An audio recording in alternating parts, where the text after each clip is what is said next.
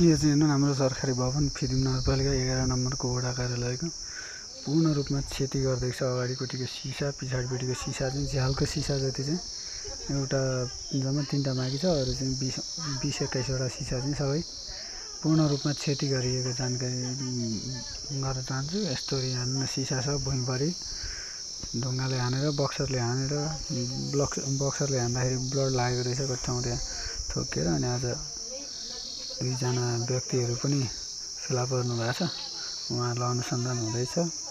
अरू चाहिँ त्यस्तै फिदिम नगरपालिका 11 नम्बरको वडा कार्यालय र हेर्नुहोस् पुरा रूपमा क्षति भएको छ। सिसाको चाहिँ कुनै पनि सिसाहरू चाहिँ रहेको छैन। अनि यो भुइँको सबै सिसा हो, त्यो भुइँपट्टिको यो सबै फुटाएको छ। यो तलको ढुङ्गाले हानेर यो सिसाहरू फुटाएको रहेछ। कति ठाउँ चाहिँ बक्सरले हानेर क्या, कति ठाउँ बक्सरले हानेर पुरै फुटाएको रहेछ। यो सिसा पनि फुटाएको छ। उतापट्टिको 2टा सिसा चाहिँ बाँकी छ, तिनीहरू चाहिँ फुटाएको छैन। अरू चाहिँ पुरा रूपमा